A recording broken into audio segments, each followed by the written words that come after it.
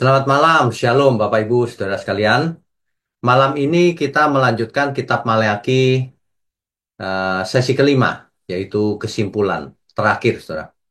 Ya, nanti pertemuan ke depan kita akan melanjutkan dengan sebelum Perjanjian Baru, kita akan lanjutkan dengan masa kosong 400 tahun, yang disebut masa tenang atau masa diam. Disebut juga masa intertestamental. 400 tahun apa yang terjadi? Tidak ada nabi, tidak ada firman, lalu Mesias lahir. Kemudian kita akan buat ringkasan dari Perjanjian Lama, supaya Bapak Ibu dalam satu kali pertemuan melihat gambar besar ya Perjanjian Lama. Begitu ya. Baik, kita tundukkan kepala lebih dahulu. Mari kita berdoa. Bapa kami yang di surga, terima kasih untuk sore hari ini. Biarlah kami boleh datang, mau belajar terus Tuhan. Sebab firman-Mu itulah yang menjadi kekuatan bagi kami. Menjadi sumber hikmat bagi kami. Juga menjadi penuntun bagaimana kami harus hidup. Terima kasih. Mohon pakai mulut hamba-Mu untuk menyampaikan kebenaran ini. Hanya di dalam nama Tuhan Yesus kami berdoa dan mengucap syukur. Amin. Nah, malam ini adalah sesi kelima Kitab Maleakhi, yaitu kesimpulan, saudara. Kita lanjutkan dulu. Ya, Bapak Ibu, saudara, kita sudah bahas bahwa Kitab Maleakhi adalah kitab terakhir di Perjanjian Lama, yang merupakan kitab terakhir juga dari kitab Nabi-Nabi kecil. Kita tahu ada 17 kitab para nabi di Perjanjian Lama. Jadi kalau Bapak Ibu mendengar istilah kitab para nabi, nah itu ini, saudara. Ada dibagi dengan nabi-nabi besar dan nabi-nabi kecil. Nabi-nabi besar ada 5, nabi-nabi kecil ada 12. Kemudian besar kecilnya bukan karena kuasanya atau namanya lebih besar, bukan. Karena tulisannya yang besar itu lebih panjang, nabi-nabi kecil tulisannya lebih pendek. Itu saja. Ya, oke kita lanjutkan. Ya. Ini adalah peta para nabi melayani di mana saja dan tahunnya berapa. Maleakhi ada di sini ya, saudara.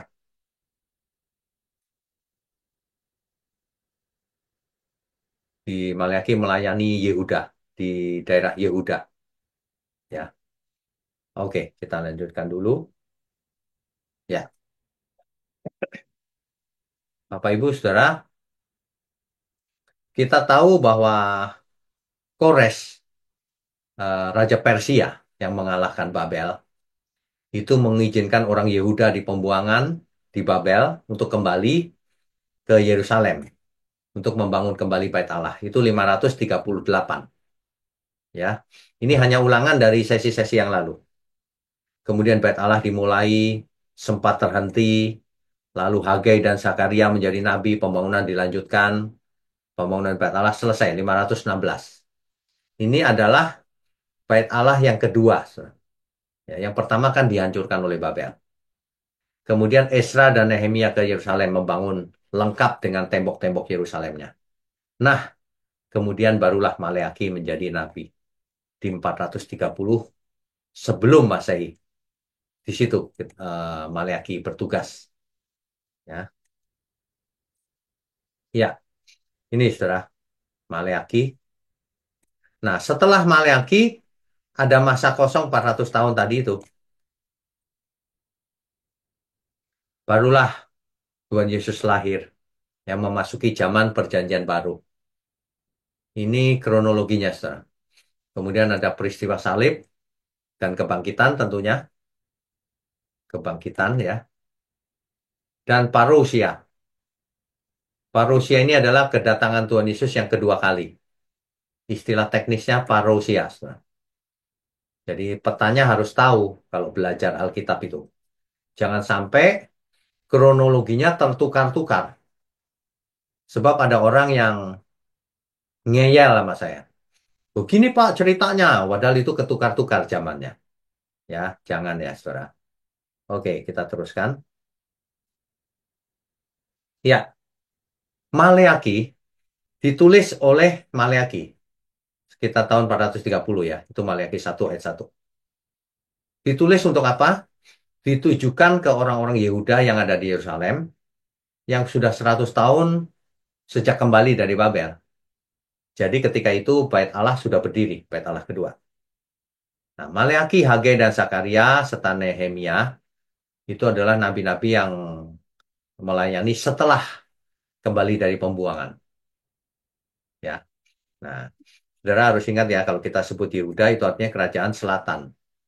Kerajaan utara adalah Israel yang hilang, dibuang ke Asyur tidak kembali. Ya, nah jika Hagai dan Zakaria menegur orang-orang agar menyelesaikan pembangunan bait Allah, Maleakhi menegur keras para imam dan orang-orang yang tidak hormat dan mengabaikan penyembahan kepada Tuhan dan tidak menghargai bait Allah. Ya. Oke, kita lanjutkan. Jadi Maleakhi hidup 100 tahun setelah orang-orang Yehuda kembali dari pembuangan di Babel. Jadi Maleakhi diutus Tuhan kepada orang-orang yang telah hidup di Yerusalem ya, bukan di pembuangan. Pada waktu itu bait Allah sudah dibangun kembali ya, meskipun prosesnya tidak mulus ketika itu. Kemudian Mesias akan datang dan membangun kerajaan Allah di bumi melalui kerajaan Israel yang memerintah semua bangsa. Begitu harapan ketika itu. Tetapi hari itu tidak satu pun nubuatan itu digenapi. Sehingga bangsa Israel, umat Israel ketika itu mulai apatis, saudara. Mulai males menganggap enteng bait Allah, menganggap enteng persembahan. Makanya mereka mempersembahkan binatang-binatang yang cacat kepada Tuhan. Ya, mereka tidak peduli lagi. Jadi, dan ketika itu Yerusalem menjadi kota yang miskin dan tidak adil. Jadi, pemulihan yang diharapkan tidak terjadi di zamannya Maleakhi. Sehingga apatis mereka semua. Mereka tidak menghargai dan hormat kepada Tuhan. Bahkan mereka membantah Tuhan 6 kali. Dicatat di kitab Maleakhi. Bapak Ibu Saudara, ini sudah kita bahas di sesi-sesi yang lalu ya. Ini hanya ringkasan. Perbantahan yang pertama, Maleakhi 1 ayat 2 sampai 5. Di situ Tuhan menegaskan kasihnya kepada Israel dengan membandingkan nasib mereka dengan Edom yang dihancurkan. Yakub dengan Esau. Nah, Israel dengan Edom, gitu ya. Mereka membantah. Tuhan menyatakan kasihnya, tapi mereka membantah bagaimana engkau mengasihi kami. Gitu. Ya, bangsa Israel kurang ajar ketika itu. Yang perbantahan kedua, Allah menegur para imam karena mempersembahkan korban yang cacat. Mereka malah bicara, bagaimana kami menghina namamu? Jelas-jelas menghina. Masih berani. Ya. Yang ketiga, mereka berkhianat terhadap pernikahan. Menikahi perempuan asing, menceraikan istri mereka. Itu bisa dibaca, saudara. Ayat-ayatnya ada semua. Tapi mereka masih membantah. Mengapa Tuhan tidak menerima korban kami? Gitu. Kemudian yang keempat, Tuhan menjanjikan penghakiman dan kedatangan Mesias. Tapi mereka bertanya, di mana keadilan Allah? Nggak ada. Gitu. Yang kelima, Tuhan menegur mereka karena mencuri darinya dan tidak memberikan persepuluhan dan persembahan yang benar. Tapi mereka uh, apa? Nanti kamu akan kembali, tapi mereka malah tanya kembali ke Tuhan. Bagaimana kami harus kembali? Gitu. Dan terakhir mereka berkata, apa gunanya beribadah kepada Allah? Waduh, ini keterlaluan sih, saudara. Ya, kita lanjutkan. Jadi pemilihan antara Yakub dan Esau itu bukan Yakub dan Esau, dua bangsa antara Israel dan Edom, gitu. Ya, jadi ketika Firman Tuhan mencatat Allah membenci Esau, itu bukan membenci Esau, tapi Allah memilih keturunan Yakub, tidak memilih keturunan Esau, maksudnya itu. Bukan membenci, saudara. Kita sudah bahas tentang itu ya. Kata sane itu bukan membenci. Ya, oke. Maleakhi 3 ayat 10 kita juga sudah bahas. Itu Tuhan sedang marah, bukannya sedang menjanjikan berkat. Ya, jadi Tuhan marah kalau Tuhan menginginkan persembahan yang benar. Makanya eh, kalau Israel memberikan persembahan, masa tidak diberkati? Gitu, Maleakhi 3 ayat 10 itu ya. Ini. Jadi kalau orang memakai ayat Maleakhi 3 ayat 9 sampai 10, itu sama dengan mereka mendudukkan posisi mereka seperti bangsa Israel yang sedang kena kutuk. Ini ayat 9-nya. Ayat 10-nya ini. Makanya jangan suka mencomot ayat. Ayat 10 saja. Bahkan ada yang bicara sama saya nggak mau Pak, saya tolak ayat 9-nya. Saya mau ayat 10-nya aja. Ya emangnya kamu bisa nolak firman Tuhan? Suka-suka begitu. Ya bertobatlah saudara. Lagi pula persepuluhan itu bagian dari hukum Taurat. Kalau orang masih mengharapkan persepuluhan, artinya harus melakukan seluruh hukum Taurat. Masa cuma persepuluhannya saja yang diambil? Masa cuma buah sulung saja yang diambil? Ketahuan kan modusnya, ingin ingin dapat duit, ingin memanipulasi jemaat semua. Kalau memang kau taat Taurat, lakukan seluruh hukum Taurat. Kenapa cuma persepuluhan dan buah sulung yang dipakai? Duit, saudara. Ya. Lagi pula Taurat bukan hanya persepuluhan, ingat ya, itu ya. Ada banyak. Kalau kau mau persepuluhan buah sulung ya harus melakukan semua ini, harus konsisten kalau mau Taurat. Kalau tidak mau Taurat ya jangan lakukan persepuluhan, ya. Jika dasar memberi persepuluhan adalah hukum Taurat, maka semua sudah melanggar hukum Taurat. Kenapa? Karena memberi dengan uang ditambahkan 2%, 12%. Kalau binatang baru 1/10. Kalau tunai 12%. Jadi sebenarnya selama ini kalau memang menurut Taurat itu melanggar hukum Taurat.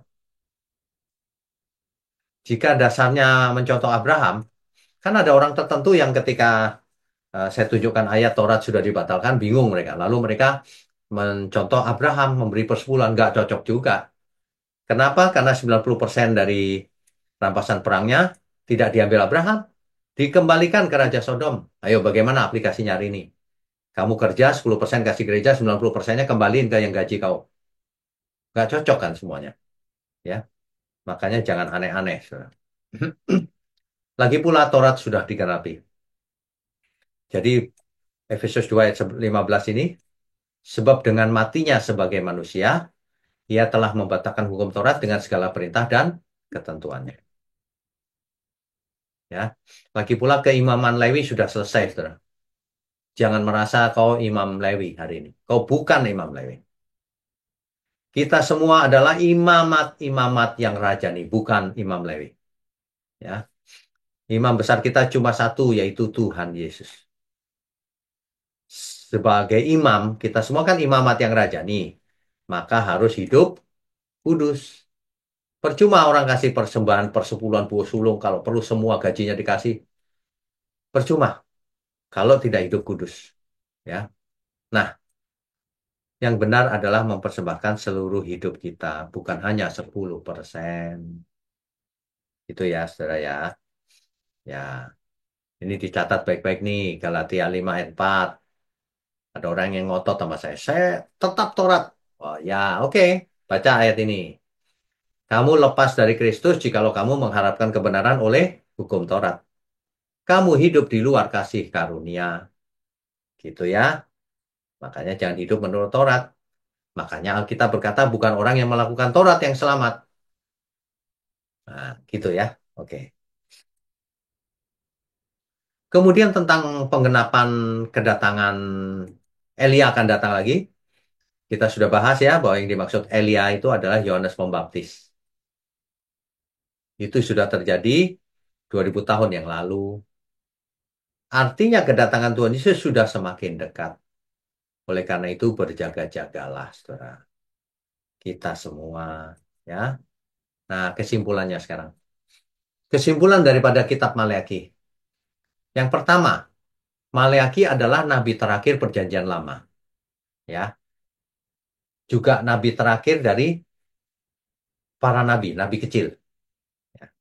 Nah, kemudian Pelayanannya terjadi 100 tahun setelah kembalinya umat Israel ke Yerusalem membangun Bait Allah, kembali dari Babel. Jadi ia sejaman dengan Nehemia dan Ezra, saudara. Nabi Maleakhi ini. Ketika itu Yerusalem dan Bait Allah telah dibangun kembali. Tetapi keadaan Israel malah mengalami kemerosotan spiritual. Mereka tidak peduli dengan Bait Allah dan Tuhan. Sehingga berani mempersembahkan persembahan yang cacat. Ya. Nah, nubuat Maleakhi menjadi jembatan antara perjanjian lama dan perjanjian baru. Sebelum kita masuk perjanjian baru, ada nubuatan Maleakhi, saudara. Gitu. Ya. Nah, setelah zamannya Maleakhi, ada masa sekitar 400 tahun yang disebut dengan masa diam atau intertestamental, di mana tidak ada nabi lagi yang tampil, sampai akhirnya munculnya Yohanes Pembaptis. Gitu, saudara. Ya.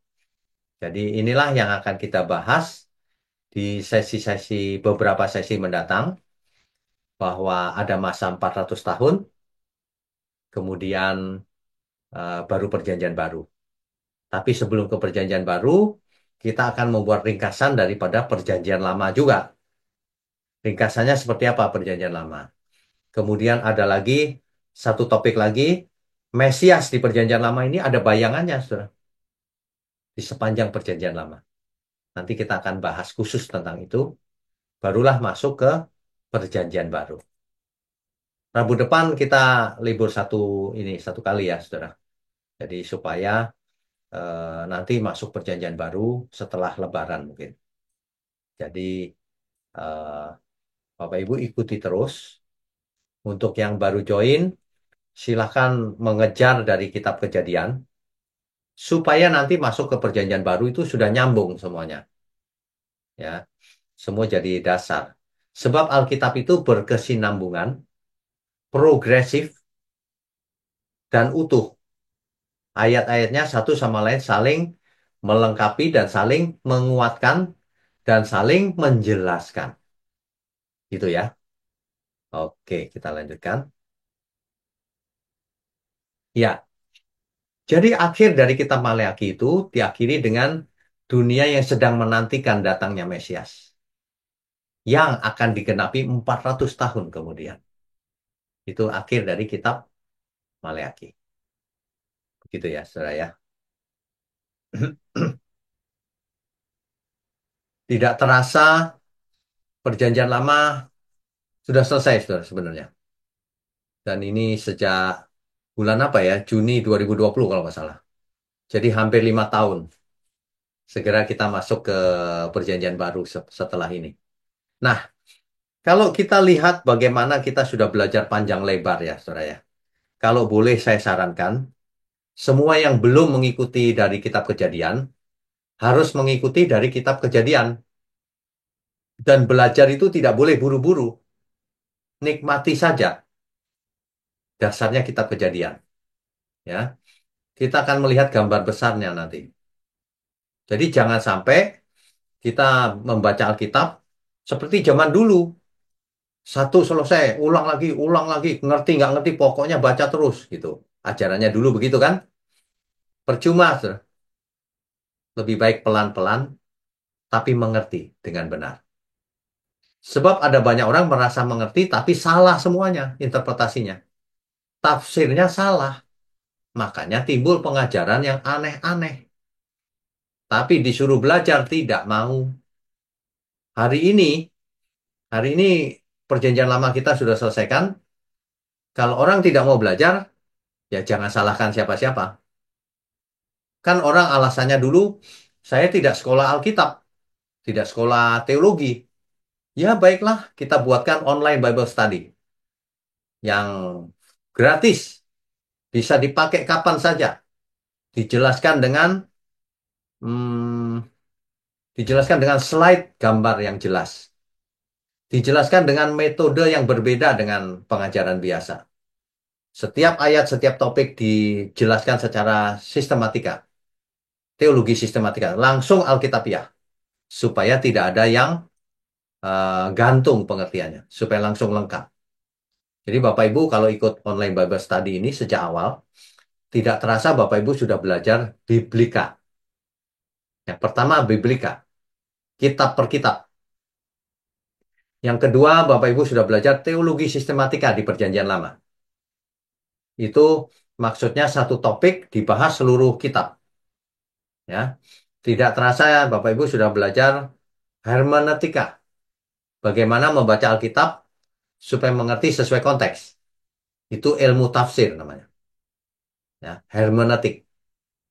Nah, itu udah lumayan. Jadi makanya orang yang mengikuti online Bible study secara urut dan tekun pasti beda. Kalau baca Alkitab pasti sudah mulai mengerti konteks. Yang menyedihkan itu adalah seorang pengkhotbah gembala sekalipun tidak mengerti cara baca Alkitab. Buktinya Maleakhi 3 ayat 10 dipakai terus. Padahal kalau mendengarkan penjelasan di online Bible study ini, oh ternyata begitu. Ya, baik. Bapak Ibu, kalau sudah mendengarkan, tugasnya adalah bagikan online Bible study ini ke banyak orang. Agar bukan hanya Bapak Ibu yang mengerti, bagikan semuanya ke siapapun. Ya, untuk jadi berkat. Begitu ya. Baik, kita bisa lanjutkan dengan diskusi dan tanya jawab kalau ada. Silakan. Kesimpulan ini singkat aja karena sudah dibahas sebagian di sesi-sesi yang lalu. Mari, kalau ada yang mau bertanya, boleh angkat tangan.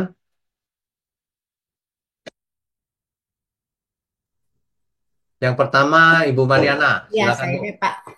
Pak, kan kata Bapak baca tuh harus benar supaya tafsirnya tidak ngawur gitu ya, Pak ya. Ya, Tapi kan kita juga tahu Pak kalau di Alkitab itu banyak lost in translation ya, Pak. yes, Nah, terus bagi kita-kita kalau yang nggak mengerti bahasa Yunani kah, bahasa Ibrani kan kadang-kadang berarti yang kita dapat tuh apa yang ada di Alkitab itu, Pak ya. ya, Contohnya nih misalnya yang katanya Tuhan Yesus selama 3 hari itu ke dunia orang mati itu.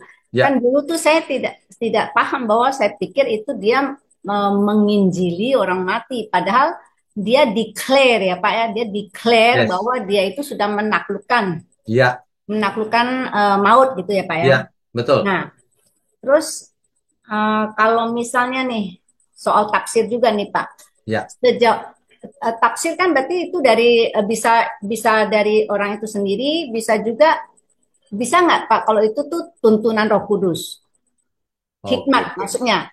Nah, baik. kalau seandainya menurut orang itu dia dapat hikmat kok dari Roh Kudus. Nah, sekarang pertanyaan saya sejauh mana bahwa itu bisa kita tahu atau bisa kita iakan bahwa benar itu dari Roh Kudus gitu Pak.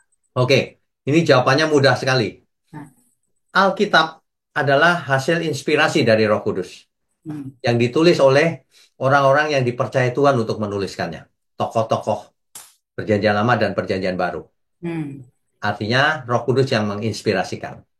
Kalau ada orang yang mengaku aku mendengar suara Roh Kudus, suara Tuhan, tapi yang diajarkannya berbeda dengan Alkitab, hmm, artinya dia pembohong besar. Karena Tuhan tidak mungkin kontradiksi dengan ajarannya sendiri. hmm, Nah, makanya ada pembohong banyak ini di dunia ini. Ketahuan. hmm. Jadi kalau saya dengar suara Tuhan, saya pernah dengar beberapa kali, tidak pernah ada yang bertentangan dengan Alkitab, Bu. Nah, baru itu suara Roh Kudus. Hmm. Jadi kalau ada orang bilang, saya dari surga, begini-begini, tapi nggak sesuai Alkitab. Nah, itu pembohong besar. Yang saya heran, orang berani bohong demi nama Tuhan. Binasa dia, pasti. Kalau tidak bertobat. Gitu, Bu. Berarti eh, betul itu dari Roh Kudus kalau sesuai dengan balik lagi sesuai dengan firman ya Pak ya. Ya, karena natur kebenaran salah satunya koherensi kan, Bu.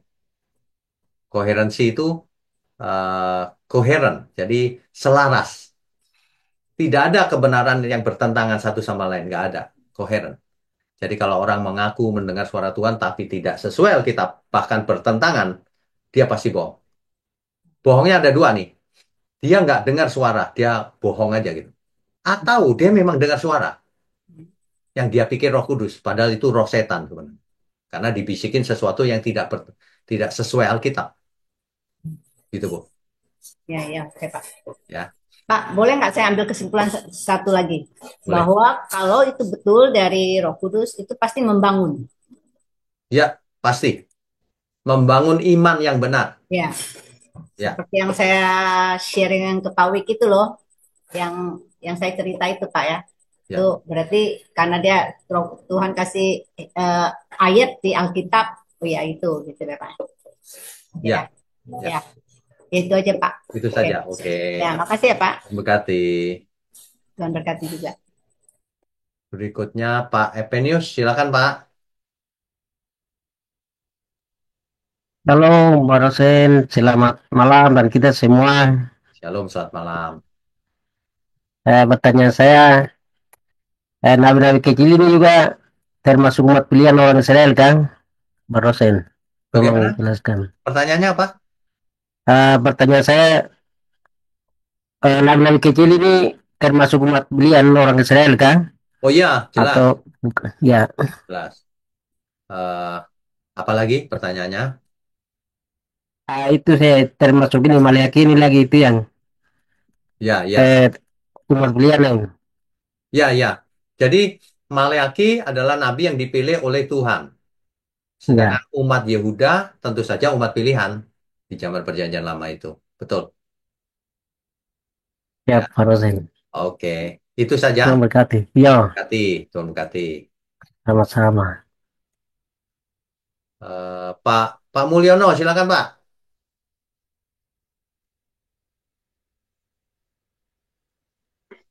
Malam Pak Wiknya. Selamat malam. Pak, mungkin saya kelewatan Pak Hmm, mengenai posisinya Maliaki itu. Setelah pembangunan Bait Allah kedua, ya. itu Nabi Maliaki berapa tahun setelah itu, Pak? Nabi Maleaki itu 100 tahun setelah Raja Kores, Raja Persia membolehkan, mengizinkan umat Yehuda kembali ke Yerusalem untuk membangun Bait Allah. Jadi kalau Oke. setelah Bait Allah selesai berapa tahun kemudian Maleaki, itu Ya, ada di slide-nya tadi, Pak. Saya tampilkan sebentar ya. iya, mungkin saya kelewatan mungkin. Ya, ya, sebentar. Sebentar, saya tampilkan ya. Ya, saya share dulu. Ya, ini Pak. Jadi, Bait Allah selesai dibangun kan ini nih, 516. Nah, Maleaki menjadi 500, nabi 430.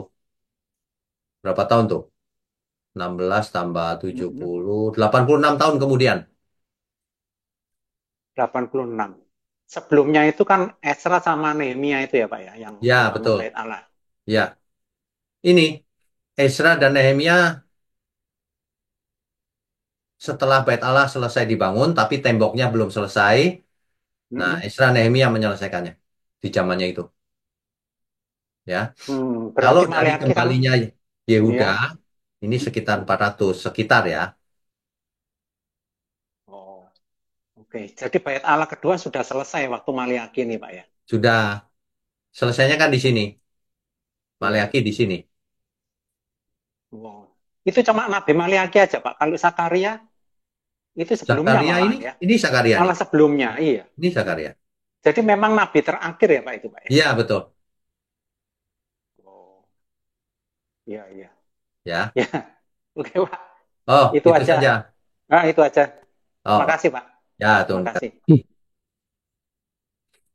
Bapak Ibu, Saudara, jadi sangat penting melihat kronologi berdasarkan waktu. Kalau enggak nanti bingung ketukar-tukar gitu. Ya, Hmm. gambarnya mesti lengkap tuh nanti. Oke. eh, Nanti kalau ringkasan perjanjian lama saya buatkan timeline yang lengkap ya. Dari penciptaan sampai Maleaki. Supaya kita bisa menelusurinya berdasarkan waktu. Jadi Bapak Ibu Saudara tahu gambarannya. Oh, begitu ya gitu. Dan ingat, ketika Israel terjadi begini, begitu, nabi ini, nabi itu, Di belahan bumi lain bukan nggak ada orang loh, saudara. Kaisar Cina sudah ada di zamannya nabi ini gitu. Nanti kita lihat. Jadi ini memang sejarah, bukan dongeng atau apa, bukan. Kan banyak orang berpikir ketika zamannya nabi-nabi itu semua belum ada manusia gitu. Sudah ada, ya. Oke, berikutnya Pak Irwan Rusli, silakan Pak. Shalom Pak Winyo. Pertanyaan saya mungkin sebagai kesimpulan untuk um, perjanjian lama ini, kalau kita ingin menyatukan satu pernyataan mengenai perjanjian lama semua, apakah kita bisa untuk perjanjian lama itu untuk penubuatan untuk Yesus, kedatangan Yesus atau Yesus sendiri mengetahui mengenai Yesus dan nubuatan mengenai Yesus? Satu satu kalimat gitu aja bisa gitu Pak? Kalau satu kalimat gini Kak, perjanjian lama adalah bayangan apa yang akan terjadi di perjanjian baru. Oke, jadi Ya, tentu saja tentang Mesias, pasti. oke, baik Pak. Betul Pak. Masih, Mas. Oke. God bless Pak. Ya, God bless. Ibu Meme, silakan. Shalom Pak Wino, selamat malam. Shalom, selamat malam. Oh, suara saya kedengaran ya Pak ya? Ya, kedengaran, jelas. Ya, terima kasih Pak. Ini actually pertanyaan 2 minggu yang lalu Pak, saya ketinggalan karena banyak orang yang bertanya. Oh, silakan. Ya, makasih Pak. Tentang Henok dan Elia nih Pak. Ya, Kan ini Henok dan Elia tidak mengalami kematian secara fisik ya Pak ya? betul, Langsung terangkat ke surga.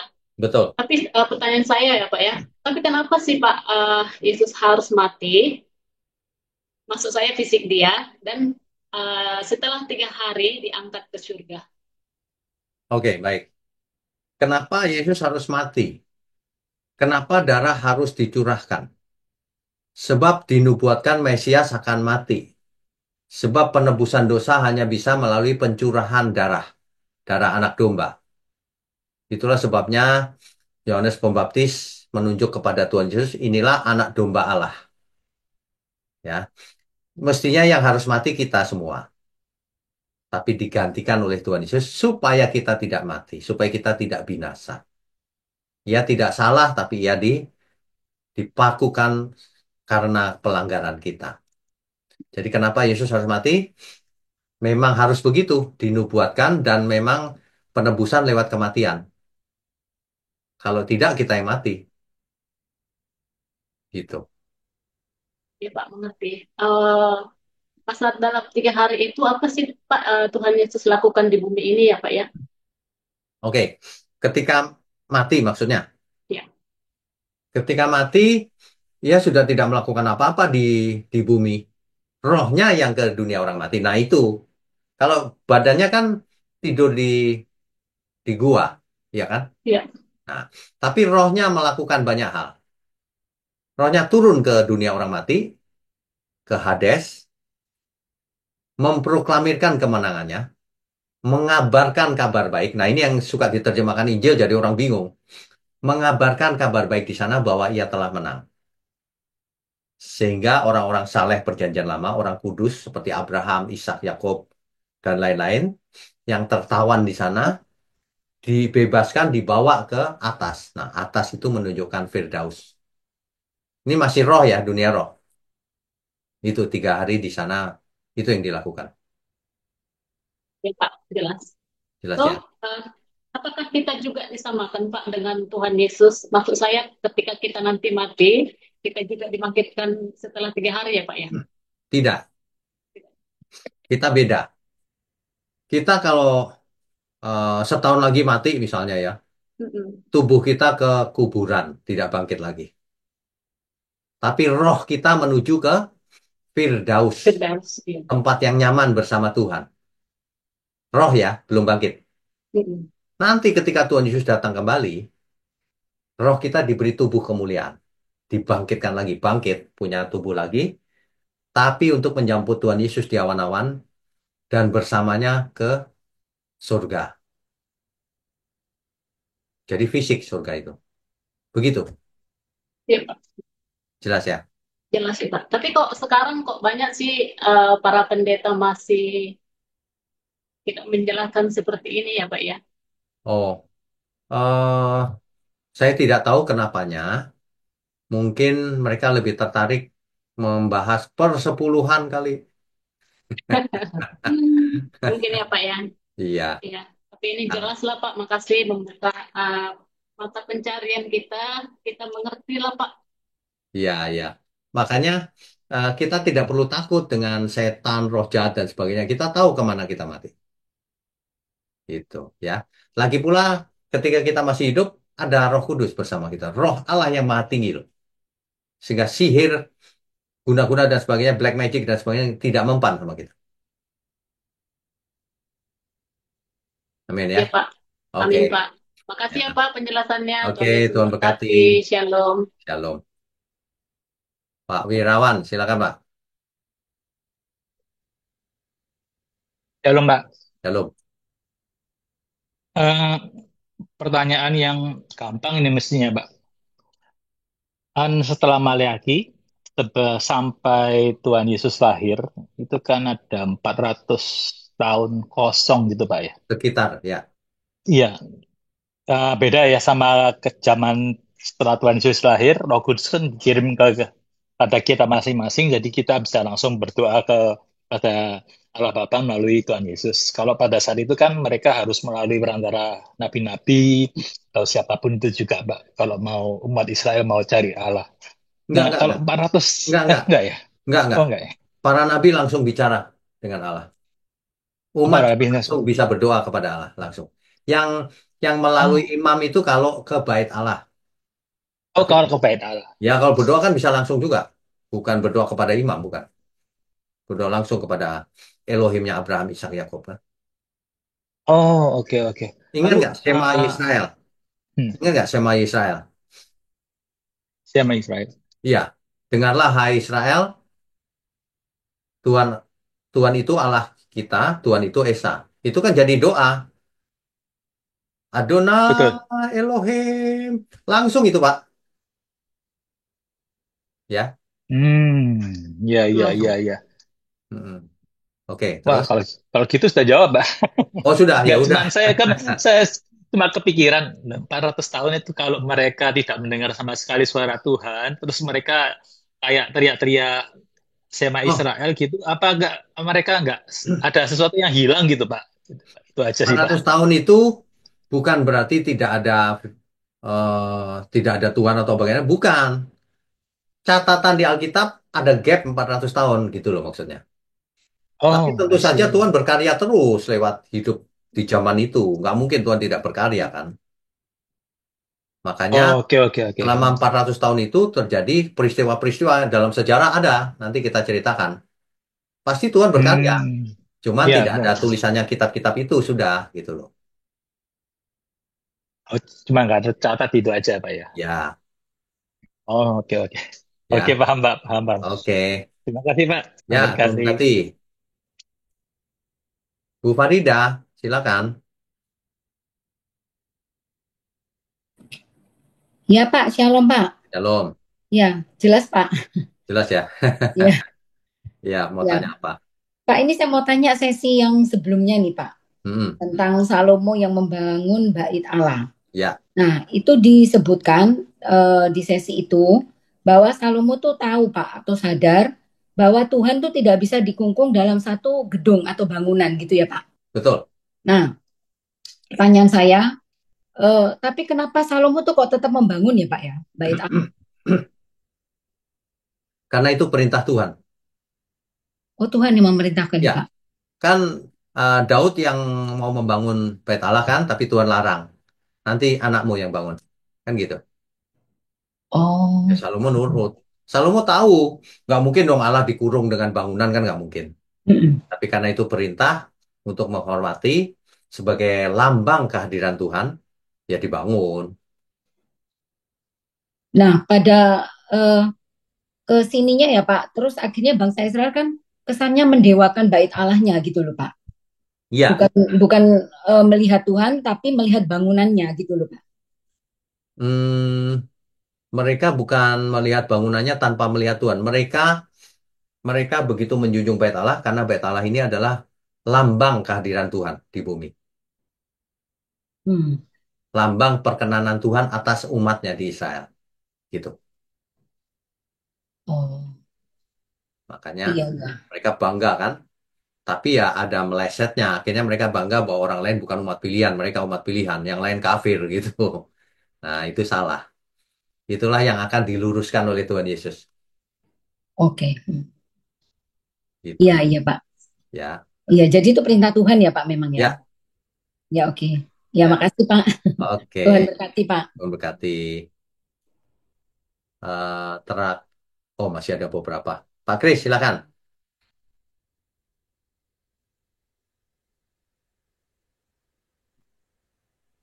Ya Pak Kris. Yo.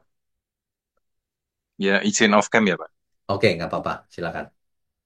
Ya, tadi nyambung pertanyaan Bu. Farida. Aduh, bukan yang pertama tadi Bu Ketua kelas tuh siapa, Pak? Oh Bu Bukan. Mariana. Bu Mariana. Saya Nggak saya ada mau ya, Pak. ngomongnya ketua kelas, Pak. Sorry, Pak. Maaf, Pak. Bu Ketua kelas. Jadi gini, eh, ini saya minta dikoreksi, Pak. Kalau orang sakit misalnya apa diabetes atau apa itu kan ada gejala-gejala, Pak. Ya. Tadi yang dibahas Bu Mariana itu terus Pak Wigno sempat bahas mengenai kalau ajaran dulu kan Alkitab itu dibaca aja kejadian sampai Wahyu diulang-ulang. Ya. Mengerti enggak mengerti itu. Nah, eh, saya baru kira-kira 2-3 hari yang lalu diingatkan Tuhan gini. Eh, seperti tadi orang punya penyakit apa diabetes atau apa, itu orang yang sebetulnya sia-sia upayanya dalam belajar firman itu salah satu gejalanya yang paling ketara itu ada siklus pasang surut kayak apa yang orang bilang kekeringan rohani itu Pak. Pak Ya. Wigno paham maksud saya ya. Ya. Karena saya terus diingatkan perumpamaan 5 gadis bodoh dan 5 gadis bijaksana itu loh Pak. Ya. Karena mereka sama-sama diterpa masalah hidup. They all get drowsy. Dalam Ya. versi New King James Version itu kan 10-nya kena lesu, lelah, Betul. letih. Betul. Cuma yang 5 punya cadangan, cukup yang 5 enggak punya cadangan. Ya. Nah itu kan Pak Wigno kalau enggak salah pernah dalam beberapa kali khotbah, itu salah satu apa maksudnya maknanya adalah pengenalan akan Tuhan. Salah satu makna dari cadangan minyak itu. Oh ya. Kalau Ya. ya Pak Wigno pernah Ya. ngajar gitu kayaknya dulu. Ya. Nah, eh, nah kalau padahal ini salah satu ayat di 2 Petrus 1, eh, Petrus itu berkata, sebentar saya lihat ayat nah, sebab apabila semuanya itu ada padamu dengan berlimpah-limpah, kamu akan dibuatnya menjadi giat dan berhasil dalam pengenalanmu akan Yesus Kristus Tuhan kita. Giat dan berhasil, Pak. Itu 2 Petrus 1 ayat 8. Ya. Kalau dilihat dari atas, ayat kedua itu, kasih karunia dan damai sejahtera melimpahi kamu oleh pengenalan akan Allah Ya. dan akan Yesus Tuhan kita. Terus ayat 3 dan seterusnya itu intinya adalah belajar firman itu sinkron dengan pelaksanaan, Pak, praktek. Ya. Jadi ada kebajikan, ada Ya. apa dan seterusnya. Ya. Jadi kadang-kadang saya sendiri juga ngalami kalau terlalu semangat, sehari ditarget 10 pasal atau berapa supaya kejadian sampai Wahyu. Sebelum saya umur sekian, saya harus sudah 50 kali baca Alkitab misalnya, gitu misalnya. Ya. Kalau kita terlalu banyak teorinya, tapi prakteknya enggak. Lalu akhirnya kita malah terdorong jadi kayak orang-orang Farisi sama ahli Taurat itu, Pak. Ya, Jadi saya dari pengalaman rohani saya sekian tahun ini ternyata saya lihat kalau apa usaha saya untuk mempraktekkan firman itu tidak sinkron dengan dosis saya belajar firman, itu malah kayak keracunan rohani, Pak, kalau saya lihat. Jadi sebetulnya kan yang menjadikan barang yang abstrak dari pengetahuan, info atau apapun ilmu itu dia jadi sesuatu yang real itu kan setelah kita melaksanakannya. ya, Dari situ kan nanti terbentuk pengenalan akan Tuhan. ya, Eh, dan itu nanti baru kejadian yang ditulis oleh Rasul Petrus itu. Eh, kita akan giat dan berhasil dalam pengenalan akan Tuhan. Menurut Pak Wiknyo gimana, Pak? Ini. ya.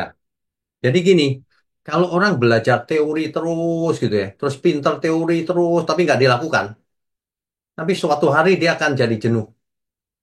Jenuh terus hilang semangatnya. Iya, Kalau nggak dilakukan. iya, Pak. Lama-lama anggap itu biasa saja gitu. Tapi kalau dilakukan, nah ini ayat tadi ini, yang ayat 8. Sebab apabila semuanya itu ada padamu, artinya itu sudah dilakukan tuh. Pengetahuan, penguasaan diri, ketekunan, dan seterusnya. Kesalehan. Iya, iya, Dengan berlimpah-limpah, kamu akan dibuatnya menjadi giat dan berhasil dalam pengenalanmu akan Yesus Kristus Tuhan kita. Makin giat, Pak. iya, Seperti apa ya? Seperti orang belajar piano ya. Kalau orangnya cuma teori terus itu lama-lama males pasti. Tapi begitu dia coba di tools-nya piano, begitu dia senang, Pak, itu berkembangnya luar biasa pasti. Nah, kira-kira begitu. iya. Analog. Dan kalau misalnya ini saya minta izin saya simpulkan eh, haus dan lapar akan firman Tuhan, kita belajar mengerti mengenal Tuhan itu adalah siklus tanpa putus sebab akibat dari kita melaksanakan ayat-ayat di atasnya ayat 8 itu tadi, Pak. Jadi itu bukan sesuatu yang bisa dimotivasi misalnya Pak Wiknyo mewajibkan jemaat atau apa harus ikut OBS atau apa. Itu justru maksudnya dari kita laksanakan ayat-ayat di atasnya itu nanti makin lama kayak kalau mesin itu RPM-nya akan makin tinggi gitu loh Pak. Daya serapnya Iya, akan makin besar. Menurut Pak betul Wiknya itu. gimana Pak? Betul, karena kalau saya mewajibkan orang ikut OBS, males Pak orang-orang. Tapi kalau orang itu semangat sendiri, nggak usah diwajibkan. Selalu ikut dari dulu sampai sekarang. Iya, dan semangatnya itu kalau dilihat timbulnya juga harusnya dari sekian lama saya jadi orang Kristen, oh ternyata kalau saya cuma belajar pengetahuan, nanti akan ada masanya di mana rohani saya itu kering. Iya, betul. Tapi kalau ayat 3 sampai ayat 7 yang di 1 Petrus ini tadi eh, dijalankan, itu otomatis haus dan laparnya itu ada terus itu Pak. Iya, Kayak betul. kalau mesin giling itu RPM-nya sudah terlanjur tinggi, ayo masuk terus itu kayak gitu Pak. Nggak, nggak bisa padam, Pak, semangat itu. Iya, Nggak bisa. iya. Sekarang gini aja Jadi, deh. Ya, iya Pak. ini bukan bukan apa ya. Maksudnya gini, saya saya membawakan OBS ini coba diperhatikan sejak kitab kejadian sampai sekarang. Apakah terus loyo capek ini udah maliaki? Kan nggak gitu kan? Enggak. Saya lihat justru bukan hanya mempresentasikan materi pengajaran, tapi ada improvement, Pak. Dalam Oh, artian metodologi, dalam artian penyajian supaya lebih interaktif atau lebih apa. Pak Wiknya dari tahun ke tahun ada perubahan itu, Pak. Jadi bukan hanya menjalankan tugas, terus pokoknya sampai selesai kita wahyu bukan itu, tapi ada improvement gitu loh, Pak. Kalau saya ya lihat puji Tuhan. dari awal Saya dulu. saya sedang memikirkan cara lain kalau pakai AI lebih interaktif lagi. Wah, itu luar biasa itu. Cuma belum ketemu. Pelan-pelan saja. Iya. Nah, ya, mantap, Pak. Iya Pak, itu aja Pak. Itu aja ya. Makasih Pak. Oke, Tuhan terima berkati. kasih masukannya. Semua eh, kita menjadi makin dalam pengertiannya. Terima kasih. Yang ada dua lagi ya. Pak Immanuel Ginting, silakan. Ya, di unmute. Ya, Ya, Shalom, Pak Winyo. shalom. Shalom. dan Bapak Ibu semuanya. Em, ada dua hal Pak. Yang pertama, menanggapi yang barusan disampaikan Pak Kris. Saya sedikit menanggapi Pak ya, boleh ya? Ya, boleh, boleh. Saya pikir ini pendapat ya Bapak Ibu. Untuk kasus-kasus tertentu dan kondisi-kondisi tertentu, pemaksaan dalam tanda petik itu tidak tepat. Tapi untuk kondisi-kondisi dan kasus-kasus tertentu, dalam tanda petik pemaksaan itu perlu. Seperti misalnya untuk anak-anak, untuk mahasiswa, dan apa namanya kondisi-kondisi yang lain gitu. Tapi memang em, apa namanya sebaiknya upaya untuk hidup sesuai kebenaran itu datang dari kesadaran pribadi karena dia ingin semakin berkenan di mata Tuhan begitu ya Pak ya. Ya. Itu yang pertama Pak. Yang kedua pertanyaan Pak. Sebentar.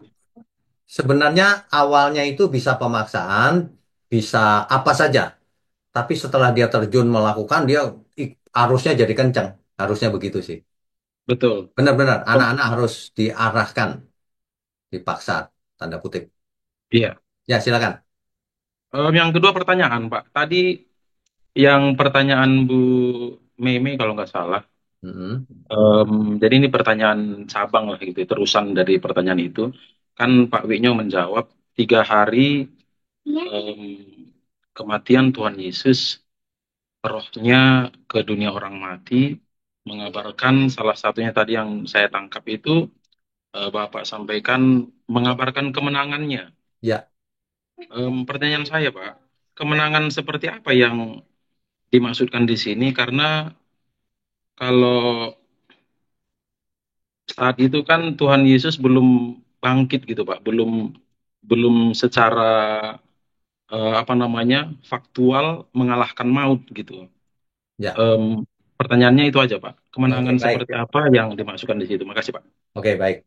Alkitab mencatat, ia turun ke dunia orang mati, lalu membawa naik para tawanan. Nah, para tawanan di sini bisa ditafsir siapa yang ditawan, yang dibawa naik oleh Tuhan. Orang-orang saleh perjanjian lama. Nah, artinya Tuhan mengabarkan kabar baik, ikut aku sekarang, naik ke Firdaus. Nah, itu kemenangan tuh. Bagi yang tidak dilihat oleh mata orang yang masih hidup. Tapi di dunia situ udah menang. Makanya Tuhan berkata begini, Abraham suka melihat hariku. Dan ia sudah melihatnya. Nah, itu maksudnya ketika itu. Di dunia orang mati itu semua dibebaskan. Itu proklamasi kemenangan tuh. Dibawa ke atas. Cuma yang di Jadi dunia nyata, ada terjadi pemisahan gitu Pak ya? ya betul. Terjadi pemisahan. Jadi sebelum Tuhan Yesus mati di kayu salib, semua orang kalau mati perginya ke Hades. Semuanya ke dunia orang mati. Nah, setelah Tuhan Yesus mati, membebaskan semua orang benar menuju Firdaus. Sejak itu kalau orang mati langsung ke Firdaus kalau orang percaya. Kalau orang yang tidak percaya tetap ke Hades. Gitu.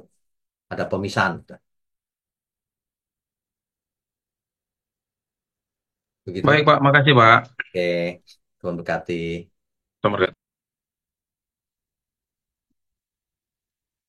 Terakhir, Pak Kris Tanaya. Silakan, Pak. Shalom Pak, off cam ya Pak. Ya. Pak, saya mau tanya ya Pak ya. Ya. Ini sejak dari zamannya Musa dapat Taurat 2 loh batu itu, Ya. sampai zamannya Maleaki, Ya. orang Israel ini kan taat sama Taurat ini kan on off gitu ya Pak ya. Ya. Ya kan. Apalagi itu zamannya hakim-hakim tuh kan paling kacau. Ya. Zamannya raja-raja juga on off sampai Israel yang utara aja sampai hilang. Ya. Nggak balik lagi kan Pak. Ya. Nah, sampai zaman Maleaki 400 tahun sebelum Mesias datang, ya masih kayak gitu. Ya. Gitu. Ya kan? Tapi setelah Maleaki ini kan sejarah dunia yang terjadi adalah masa Helenisasi ya Pak ya. Gara-gara Alexander the Great itu ya Pak ya. Betul. Ya. Nah, semua dihelenisasi kemudian di daerah Yudea itu kan akhirnya yang zaman Makabe itu loh Pak. Ya. Zamannya orang Makabe kan membebaskan dari itu kan, dari Helenisasi itu kan Pak. Ya. Kembali ke Taurat. sampai waktu zaman Tuhan Yesus lahir itu kan itu masa yang dimana sebetulnya Tauratnya itu malah 100% kayak dijalanin gitu loh Pak. Nah, Ya, ya. tapi Mesiasnya datang, lah kok masih salah lagi Pak? Lah terus kok kapan benernya gitu loh Pak maksud saya. Kok nggak ada bener-benernya gitu loh Pak Tauratnya gitu loh Pak. Ya. Sebenarnya kita tidak bisa salahkan Taurat atau siapapun. Hatinya manusianya yang salah, bukan Tauratnya yang salah. Hati Ah, manusianya. Makanya Tuhan berkata begini kan firman-Nya. Yang ku kehendaki bukan persembahan. Maksudnya itu antara lain, yang diinginkan Tuhan itu bukan upacaranya itu, bukan. Tapi belas kasihan. Hukum kasih yang ada dalam diri orang itu. Dan mm, keadilan. Nah, gitu. Tema perjanjian lama itu. Belas kasihan dan keadilan. Harusnya begitu.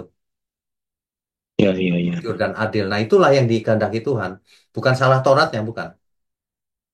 Mereka menjadi beragama, Taurat, tapi tidak adil. Dan tidak punya belas kasihan. Itu perempuan yang tertangkap basah berbuat zina mau dirajam sama mereka. Mereka nggak punya belas kasihan. Padahal sadis loh kalau orang dirajam itu matinya. Mereka senang malahan kalau orang dihukum. Gitu. Nah, jadi salah akhirnya. Fenomena yang saya tangkap tapi sekarang ya Pak ya, Ya, gereja-gereja modern ini mau balik ke zaman Taurat itu, agamawi gitu loh Pak. Ada eh, ritual-ritualnya gitu di gereja lah, kan konyol gitu loh Pak. ya tapi agamawi atau ritualnya itu ritual yang enak-enak. Kalau Taurat susah loh. Nah, Mereka comot-comot tok ya Pak pilihnya berarti. Taurat dicomot Pilih-pilih tok. persepuluhannya doang. Nah, Persepuluhan dan buah sulungnya yang datangkan cuan. ah, eh. Gitu. Ya maksud saya ini juga mungkin karena OBS juga ya Pak ya. Saya Ya, ikut kan dari kejadian juga gitu loh. ya, Yang saya lihat dari kejadian sampai Maleaki ini, ya analisa saya ya Pak ya. Kalau ya, ya, saya salah koreksi aja. ya, Yang mereka nurut Taurat banget itu, ya kan? Itu zamannya Daud, ya kan? Zamannya Salomo, ya kan? Ntar setelah zamannya Salomo aja akhir-akhirnya kan juga menyembah dewa-dewa yang nggak bener itu. ya, Nanti ya, zaman raja-raja paling siapa? Hizkia, ya, Yosia, ya kan ya, Pak? Kan dikit banget gitu loh Pak. ya, dikit. Maksud saya lah kok, maksudnya kalau orang Kristen zaman sekarang tuh masih kadang-kadang mau model-model seperti itu, comot-comot ayat Taurat, ayat-ayat Taurat yang enggak terus akhirnya enggak karu-karuan gitu loh Pak di gereja zaman sekarang itu menurut Ada saya. beberapa penyebab memang. Yang pertama, mereka itu modus. Modus itu cuma mau cari untung, cari kekayaan lewat persembahan. Yang kedua, mereka memang tidak mau belajar Alkitab. Nggak peduli sama Alkitab. Anggap enteng Alkitab. Kalau dijelasin, nggak mau tahu deh. Buktinya apa? Buktinya nggak belajar Alkitab. Buktinya jelas banget. Maleakhi 3 ayat 10 dibaca, ayat 9-nya aja nggak dibaca. Ketahuan itu bukti nyata. Iya Ya iya. kan? Makanya, yang ketiga, saking malesnya kalau setiap kali khotbah aku mendengar suara Tuhan langsung nggak mau baca Alkitab. Ah, itu ngibul itu namanya. Hmm. Mau jadi nabi Pak. Ya, ngaku-ngaku nabi lagi. Nah, itu. Iya, nah itu Pak. Aduh Nah, ya yang Tuhan. begitu-begitu itu. Ya, Ada yang memang nabi jenderal sih. juga Pak. Enggak, mereka Yang memang nabi, betul. nabi Nabi palsu palsu. Pak. Aduh ya Tuhan. Ya ya Pak. Maksud saya kalau berkaca dari Taurat aja zaman Tuhan Yesus yang dimana Tauratnya kuat banget ternyata ya nggak bener lagi gitu loh. Ya Iya, ampun. iya. Di zamannya Tuhan Yesus, setelahnya bahkan Rasul Paulus berkata kalau Taurat, aku tak bercacat celah. Ya kan? Nah, iya, iya, iya, iya. Tapi kuanggap sampah. Waduh, Rasul Paulus kalau ngomong, Skubalon, Pak. mantap itu. Skubalon. Iya, aduh. Ya, Skubalon iya. itu bukan sampah loh. Mm. Skubalon itu TAI. Iya, iya. Waduh, itu orang Yahudi kalau dengar sama Paulus kesel. Padahal Rasul Paulus kan apa? Farisi juga, Pak. Mantan Farisi. Farisi. Mm-mm. Iya, ahli Taurat. Ya, Iya, gitu. iya, Pak. Ya, Pak. Excited menuju perjanjian baru, Pak. Mantap. God bless, Pak. Oke, God bless. Baik, Bapak Ibu Saudara, kita sudah selesaikan Maleakhi. Nanti kita masukin ringkasannya perjanjian lama ya. Sekali lagi Bapak Ibu eh, bagikan OBS ini ke banyak orang. Sayang Sayang sudah dibuat begini yang ikut cuma sedikit, mestinya jutaan. Biar banyak orang mengerti dan tidak bisa dibohongi lagi oleh oknum-oknum tertentu. Baca Alkitab sembarangan, ngancam orang pakai ayat, nggak ada lagi itu. Oke, baik. Yuk kita dudukkan kepala, mari kita berdoa. Bapa kami yang di surga, terima kasih. Kami percaya semua program online Bible Study ini sejak awal sampai hari ini dan seterusnya nanti Tuhan yang pimpin. Terima kasih untuk umat Tuhan dimanapun berada. Terima kasih juga untuk tangan-tangan yang mendukung pekerjaanmu ini Tuhan. Biarlah Engkau gerakan hati mereka untuk mengabarkan kebenaran ini. Untuk menyebarkan kebenaran ini lewat berbagai cara. Terima kasih. Kami mohon pimpinanmu sampai selama-lamanya. Hanya di dalam nama Tuhan Yesus Kristus kami berdoa dan mengucap syukur. Amin.